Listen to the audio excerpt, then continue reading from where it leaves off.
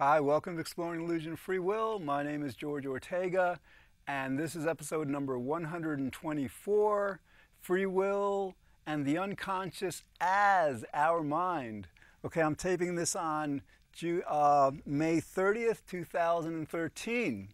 Okay, so basically, this is going to be a pretty revolutionary show in a sense. I've done shows on this, but it's a revolutionary concept. The idea that I'm presenting is like, in a certain sense, we have an unconscious mind and a conscious mind.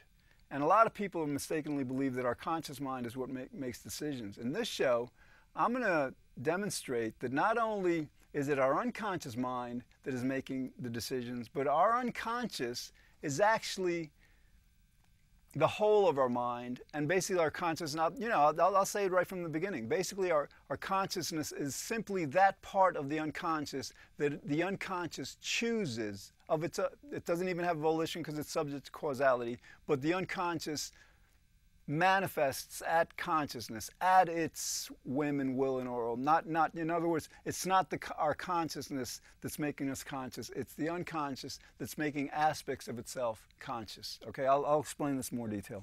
All right, but first I want to explain what we mean when we say we have free will briefly, why it's important, why I'm doing the show. Okay, so basically, when people say that they have a free will, relating it very, very clearly to this episode, they say that they're consciously making decisions, okay? That I consciously chose yesterday for lunch, to have an apple instead of an orange for dessert, okay?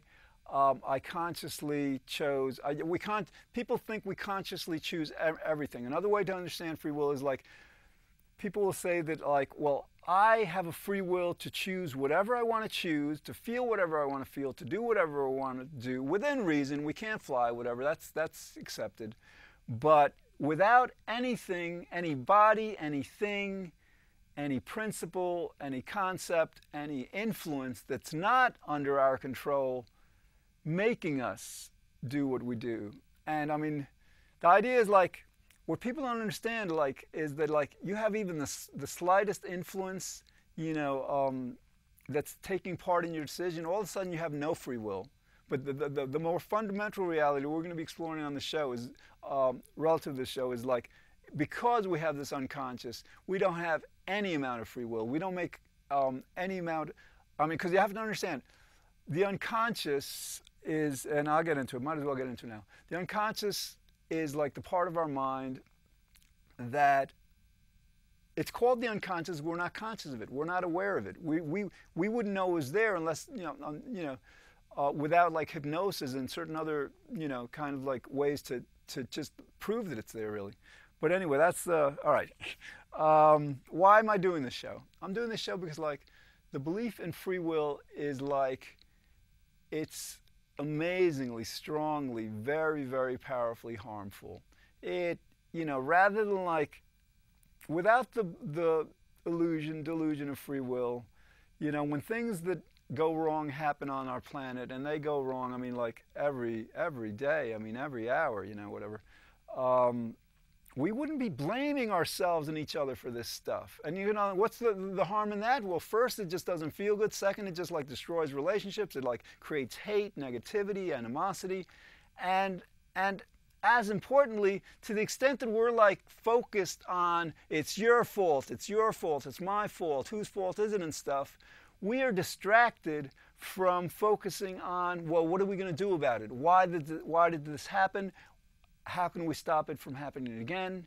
So to the extent we're caught up and we can't get past this delusion of free will, both personally and especially now society with climate change, with a lot of issues we have, we'll be distracted from doing what we absolutely not just should be doing, but absolutely need to do, especially with climate change. All right, so let's get into this a bit more. Again, I started this. So what is the unconscious? The unconscious, by definition, if you go through psychology texts and articles, I think somebody identified, if I'm not mistaken. Certainly, certainly over 6, maybe as many as 12 or 24 different definitions of the unconscious. Okay, but there's kind of like a fundamental, all-inclusive definition that's the most general, and the idea is like the unconscious is any part of our mind that we're not conscious of. So in other words, right now, I'm conscious of these words that I'm saying. I'm conscious of, I see the camera, I see the clock, I see the lights, I feel my body. I'm conscious of these things to the extent, moment by moment, because consciousness is fleeting. But I've got a vocabulary of, a few thousand words, whatever, I don't know how many. I've got a lot of memories in me, but as long as I'm focused on this, and as long as I'm, aware of these things, I am, all that stuff is unconscious, okay? So like our memories are all in our unconscious. And our unconscious also relates to like, our physiology, our lungs are working unconsciously, our heart is working unconsciously, our nervous system, our blood is circulating through our body unconsciously, all right? So like, that's what unconscious means. We're not aware of it, okay? It's operating at the level of the unconscious. And what's very obvious, if something is unconscious, if we're not aware of it, there's absolutely no way we're going to have any kind of conscious control of it. Okay, I mean, look, we can say that the unconscious controls itself, but again, it's not something we're aware of. Okay, although it may make us aware, and I'll get into that hopefully, a little later. All right, so we've got what the unconsciousness is, what unconsciousness. What is consciousness? I'll go over this again. It's basically awareness. To be conscious of something is to be aware of something. That's it. What is consciousness not? It's not a data storage mechanism. In other words, if I'm like aware of these cameras, this number 1 on the camera, okay? If I'm aware of myself talking, my consciousness is not also storing that information. That information, to the extent that I want to remember it, that my unconscious wants to remember it, really, it's just moving immediately from our consciousness, that it's very fleeting, momentary. It just like goes from cognition to awareness to awareness. It moves from there to our unconscious where it's stored. Okay, so that's a very important point. So our consciousness does not store information. It goes immediately into our unconscious for storage. Okay. What is our consciousness not also? Well, think about it. If the data that we're storing is in our unconscious, our conscious mind isn't involved in any decision making or decision processing. In other words, like if I'm going to make a decision, it's got to be based on principles, like is it moral, is it right, is it good, is it beneficial, so that's part of the decision making process, these principles, these guidelines. Then the other part is the data. What is it about? It's got to be based on, if it's going to be a decision, it's got to be based on something, and again, if a decision's between one thing or the other, or between many things, whatever, and like our awareness, our consciousness is limited generally to like one thing at a time, and in a certain sense we could be aware of maybe 3-4 things at a time. And that's like, I got to actually do a bit more research into that, because that's a gray area in a way.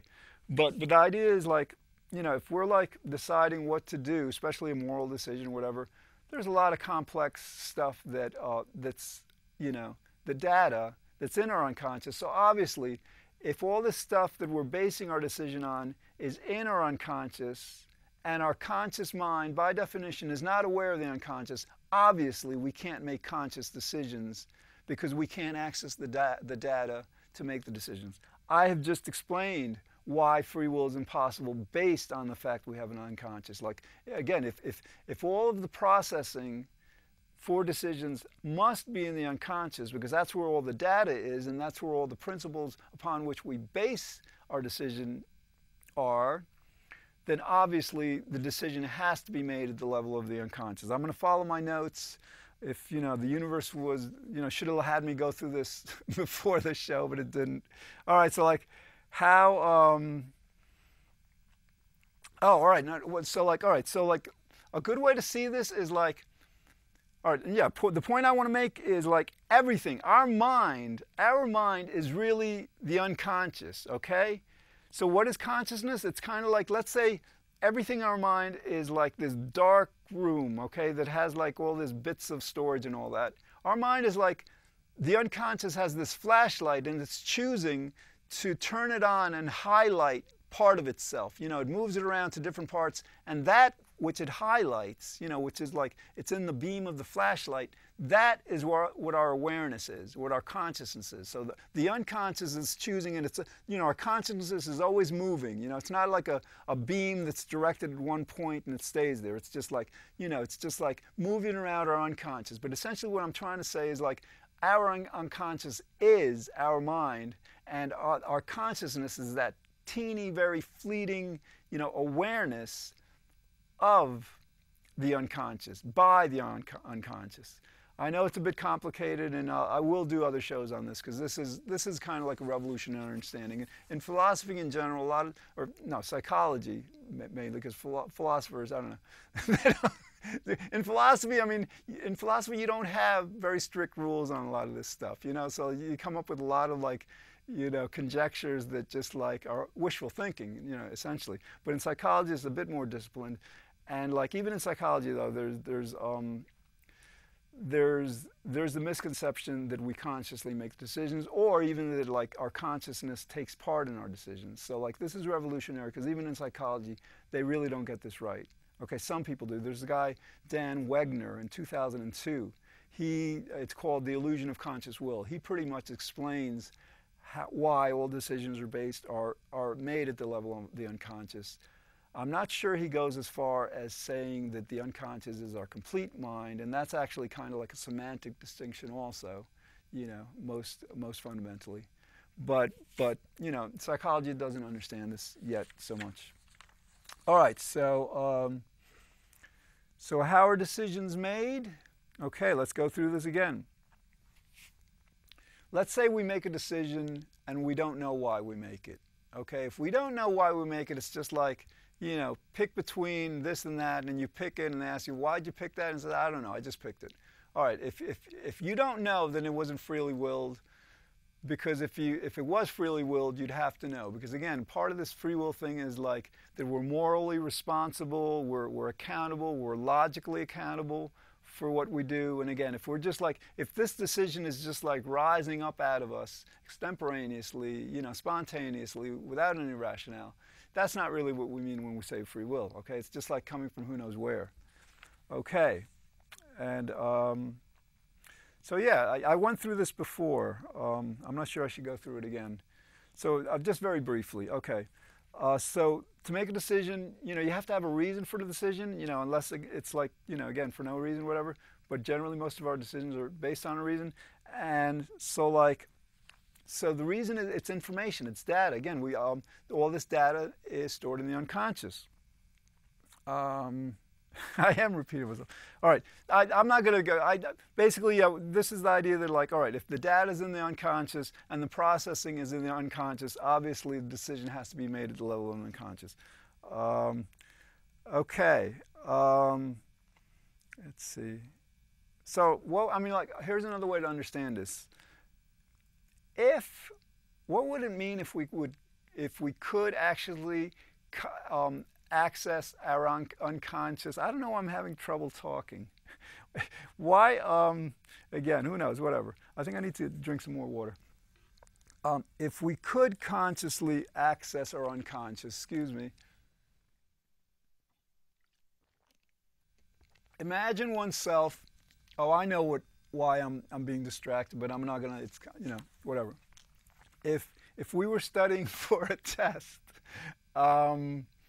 and, you know, we could consciously access, you know, stuff in our unconscious, then, I mean, like, we wouldn't have to study for the test. And we'd have to, like, all we'd have to do is, like, consciously, you know, decide to remember, you know, let's say upon first reading, first hearing, everything that the test is going to be on, and then we would just know that we could consciously extract that information at will anytime. All right, that'll tell you. We can't do that. That's why we have to study. We have to, like, you know, make the connection stronger and all. And our unconscious leads us to do that. But again, if we could consciously access the unconscious at will, there'd be no need to study whatever. It'd all be just coming to us.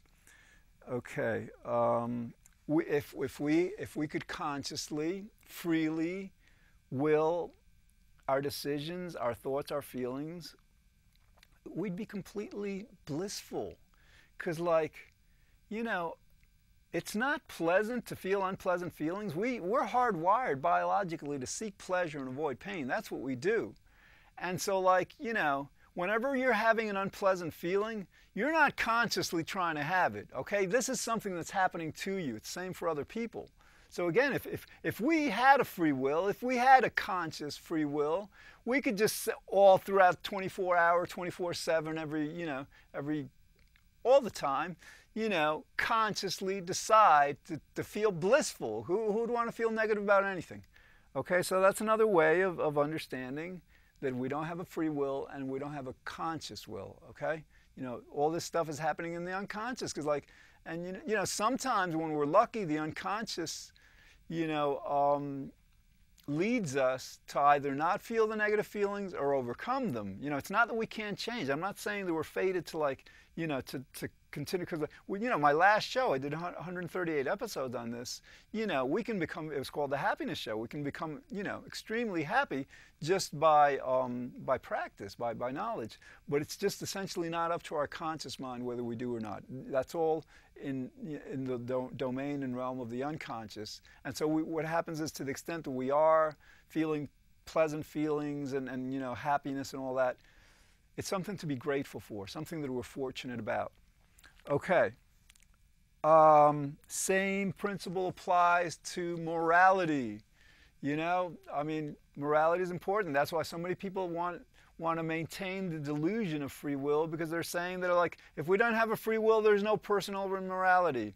All right, there is no personal morality. You might want to blame the universe, the Big Bang, whatever's causing us to do everything, the unconscious, but it's not up to us. It's in other words, when we just do something good, it's not us doing it. There's no reason to feel boastful or conceited or brag or anything, because it's not up to us. So to the extent we understand that, we become more humble. But the idea here is that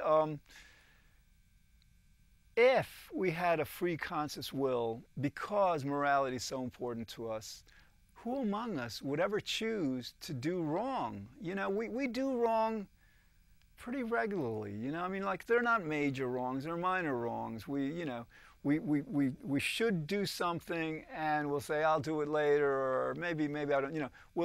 We're not as perfect morally as we would want to be, and others aren't as morally perfect as we would like them to be. And again, if we had a free will, we could be that way. We would, in other words, there's this conscience we have, and our conscience sometimes succumbs to temptation. Okay, it succumbs to laziness, to negative emotions, to these things that prevent us from always doing what's right. I'm not saying, who knows, maybe someday on the planet, hopefully someday soon, all of a sudden our conscience will just become a lot stronger, and maybe, who knows, maybe there'll come a time where we won't do anything wrong. We'll know so well, so clearly how to overcome these temptations. But we haven't arrived at that time yet. And even if we were to arrive at that time, relatively soon, who knows, we wouldn't have a free will anyhow. We'd still be, we'd be lucky to be completely moral, and our decision would nonetheless still be completely causal. All right, so that's why that's why we don't consciously decide, we don't consciously will, we don't have a free will. We can't be as moral as we would want. Okay. And again, we would, anything we want, if we had conscious control of our unconscious, we could retrieve anything at will. In other words, something you did, there's actually some people could do this. Some people, but it's,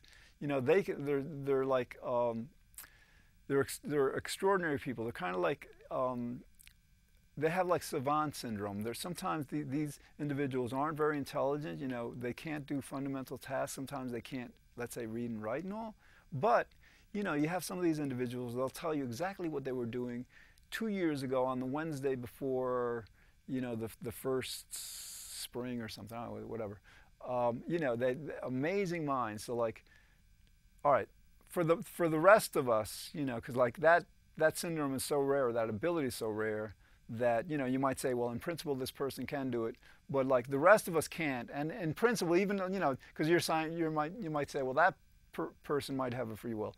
Again, they have an unconscious, so all this stuff is happening with them at the level of unconscious. That's the salient point. But that's just a way to understand this. That, you know, if we had a free will, if we could consciously access our unconscious rather than the unconscious accessing itself and making us aware of what it's accessing, then we could just like consciously choose to pick out any moment, any moment within any hour of any day, of any year, and say, oh yeah, this is exactly what I was doing at that time. You know. All right, so we know that that's not possible, except for a few individuals. That's like amazing. I mean, that blew me. I was reading a book on that like a few months ago. You know, so some individuals. And some of these individuals can't even read time by a clock, okay? They just can't do that, but they were taught somehow the concept of time. So they're like, you know, any time during the day or night, you could ask them, well, what time it is? They'll tell you to the moment, it's 5:46, you know. And why did I say 5:46? Because that's the clock there. That's how much time we have there. So I'm saying there's always a reason. All right, so yeah, that's extremely cool. I should try to figure out a way to like, you know, do a show about that and connecting it to this whole human will thing. Okay.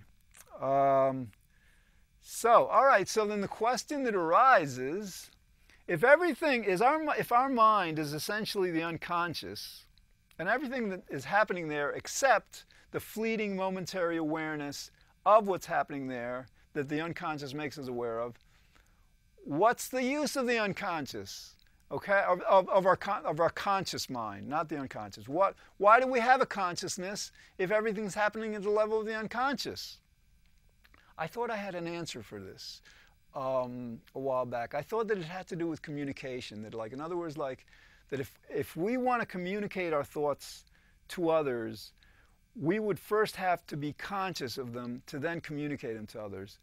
But then, you know, like, you know, I post videos on YouTube, these shows and all, and then like people comment, and then we dialogue back and forth. And some very astute individual, you know, had me understand that, well, you know, like the analogy he used was computers. Well, computers do this kind of communication unconsciously, and that got me thinking. And he was right. He was right. I mean, technically, most precisely, we don't need our conscious mind to communicate our thoughts to others, you know? I mean, just, in other words, like our unconscious could make us mouth our words, for example, of being completely unconscious of it, and then have the other individual's ears unconsciously take in that information and process it unconsciously. So like, all right, so that doesn't give us a reason for consciousness.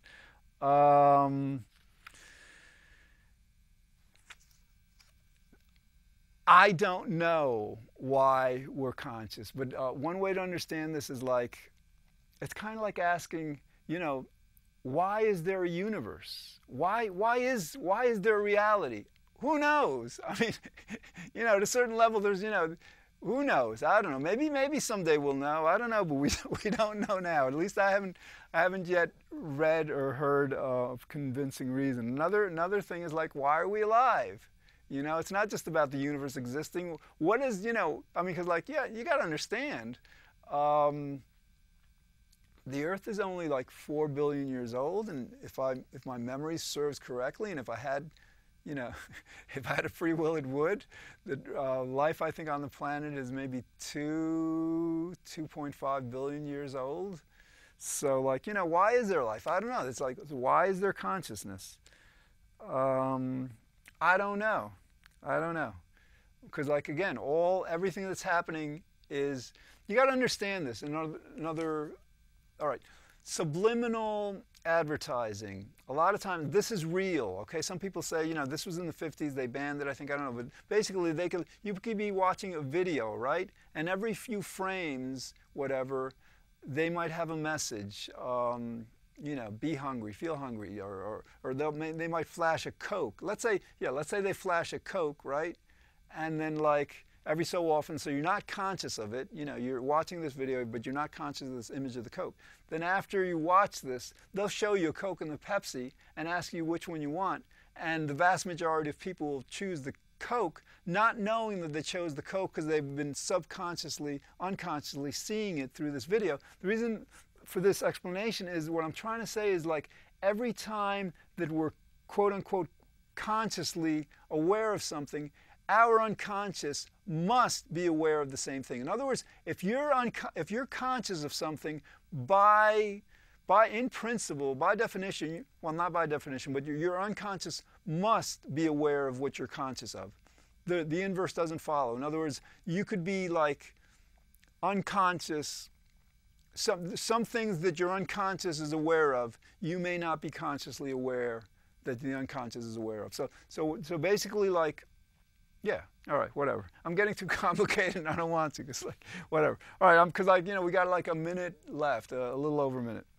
All right, I think you understand the principles of what I'm saying, but you're probably saying, well, you know, it doesn't make sense. It doesn't make sense that our entire mind is unconscious. And, you know, our consciousness is just like what our unconscious chooses to make aware, you know? But that's the way it is. And I didn't create this. I didn't invent this. I just understand this. And a few other, again, Dan Wegner, I think, understands this. As this human will thing, as free will is beginning to be refuted, there's going to be a conference on no free will sometime, I think, in 2014. I forget where, but that's exciting because this is getting big. All right, so like I hope you understand this. I'm glad you're watching. Thanks. My name is George Ortega, and I'll be back to explore why we don't have free will and why it matters on other shows. Thanks for watching, and I've got 8 seconds left, 7 seconds. I'll see you soon. All right, thanks. I'm out of here.